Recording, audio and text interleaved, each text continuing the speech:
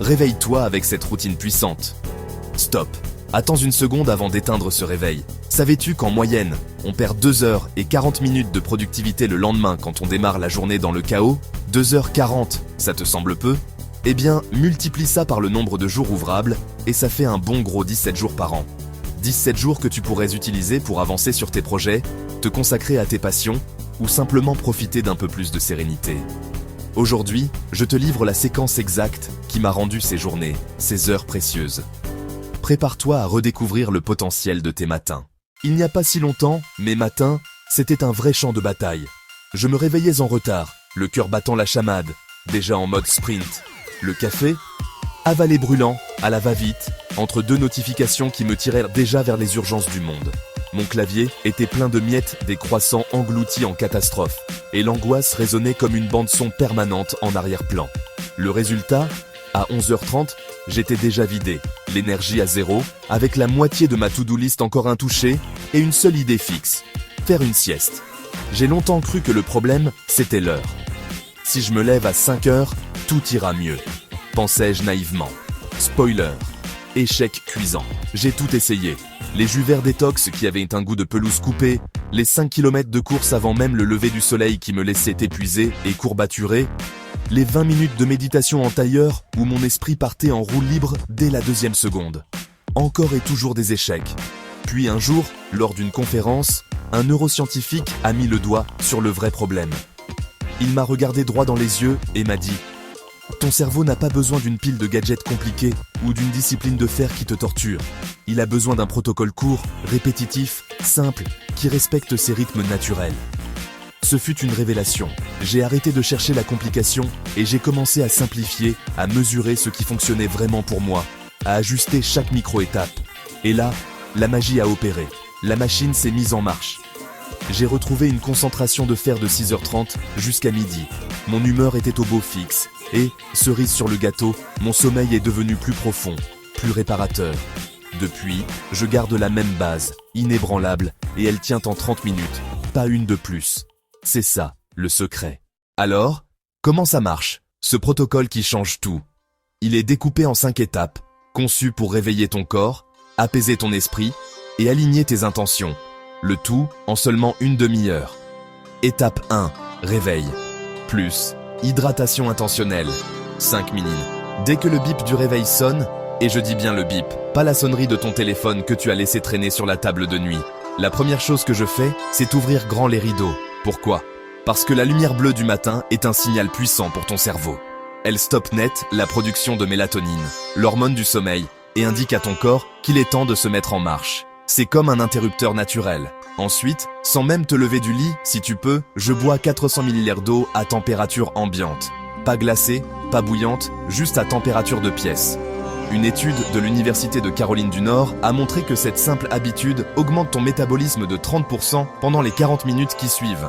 C'est un coup de boost naturel pour tes systèmes internes. Et pendant que je bois, je mâche lentement, en pleine conscience.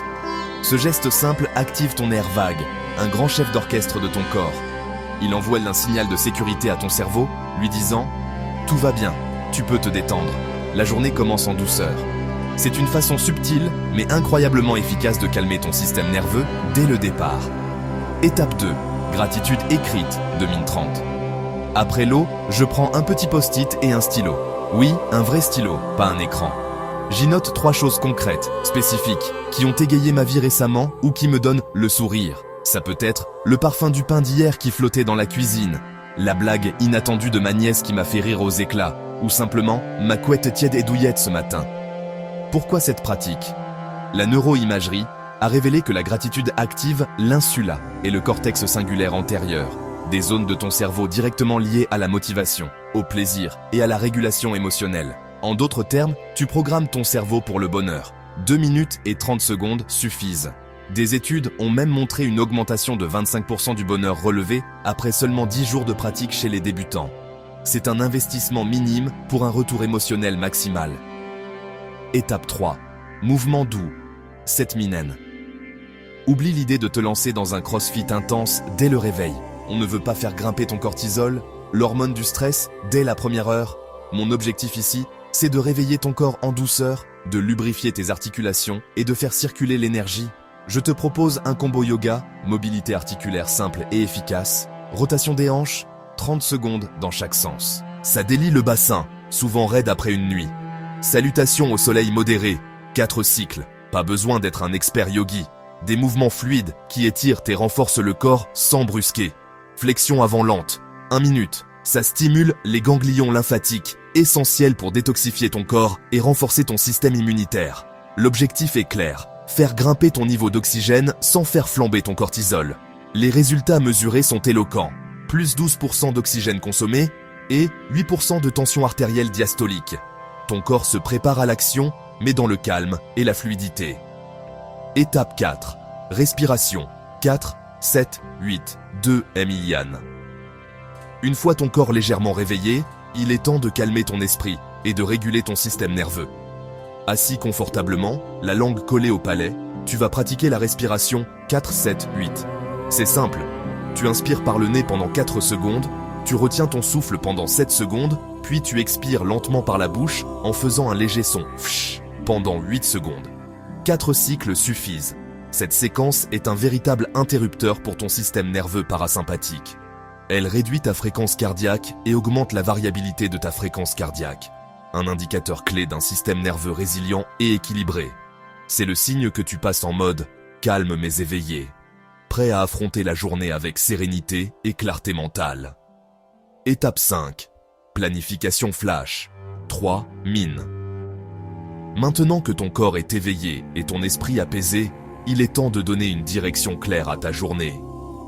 J'ouvre un carnet A5, encore une fois, pas d'écran, et je divise la feuille en 2 colonnes. MIT, Most Important Tasks.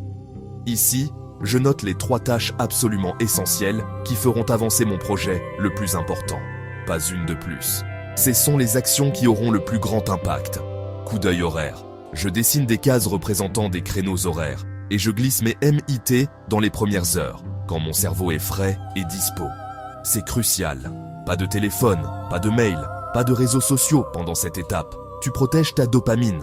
En évitant cette surcharge décisionnelle et cette avalanche d'informations externes dès le matin, tu gardes ton focus intact et tu évites de te sentir submergé avant même d'avoir commencé. Tu décides de ce qui est important avant que le monde extérieur ne décide pour toi. Voilà, 30 minutes top chrono. Et si jamais tu es vraiment pressé, tu peux réduire la mobilité à 3 minutes et la respiration à 1 minute.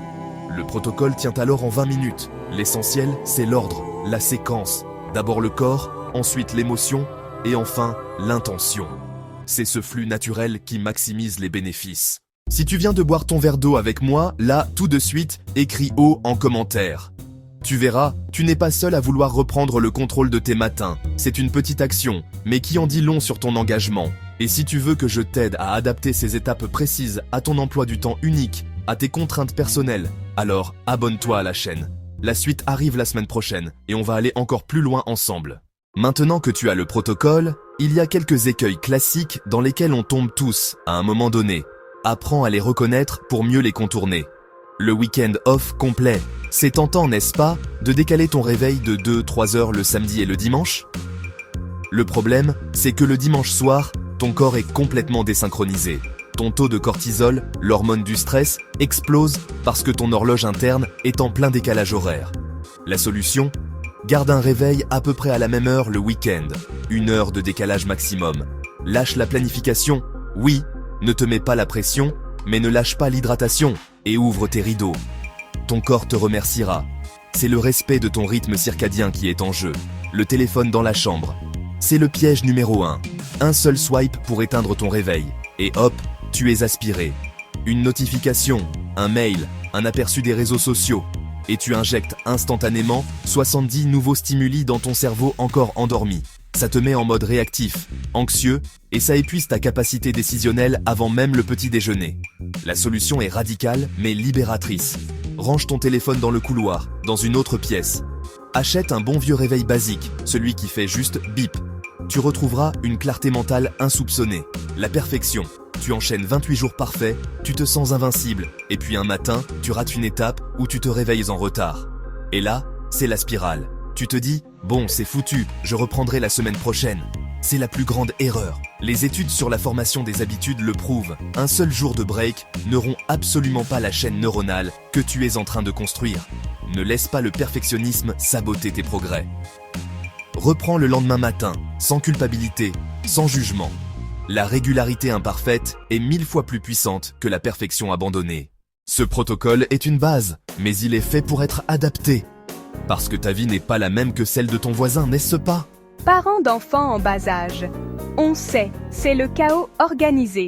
Lève-toi 20 minutes avant ton bébé. C'est ton moment sacré. Pendant que tu lui donnes le biberon ou qu'il joue tranquillement sur son tapis, tu peux pratiquer la gratitude orale. Murmure-lui à l'oreille les 3 choses pour lesquelles tu es reconnaissant. La mobilité douce, fais-la au sol pendant qu'il gigote à côté de toi. L'essentiel est de t'ancrer avant que la tornade ne se lève. Étudiant en résidence. Pas de cuisine pour ton eau? Prépare la veille une bouteille d'eau avec une rondelle de citron sur ta table de nuit. Le yoga te semble trop compliqué dans ton petit espace? Remplace-le par une série d'escaliers énergiques ou quelques flexions et étirements contre le mur. L'important est le mouvement, l'intention. Travail posté, 5h, 14h. Ton matin est le matin de beaucoup d'autres. Pas de problème.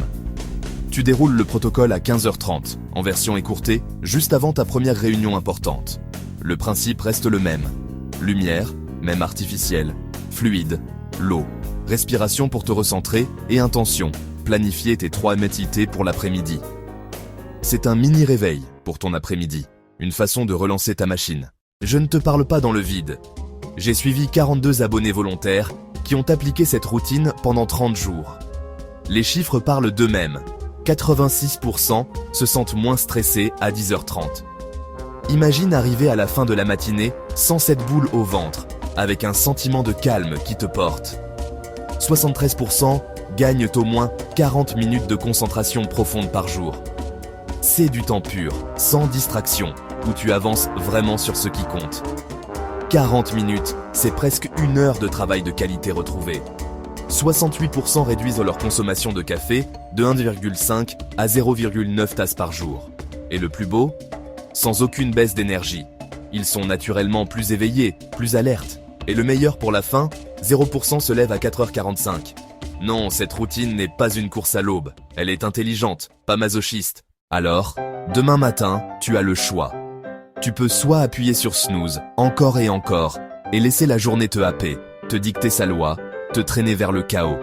Ou bien, tu peux tester ce protocole de 30 minutes, un investissement minime pour récupérer potentiellement 17 jours productifs par an. 17 jours où tu es aux commandes, où tu te sens bien, où tu progresses. Le choix t'appartient. Si tu relèves ce défi avec moi, écris GO en commentaire. Et si tu as un pote qui râle chaque lundi matin devant son café froid, tag-le. Partage cette vidéo, car ensemble, on peut transformer bien des matins. On se retrouve très vite pour la prochaine vidéo, où on verra comment créer une soirée qui prépare un sommeil de champion. Lâche un like, ça m'aide énormément à continuer à partager ces astuces. On se lève, on s'hydrate, on respire, on avance. À très vite.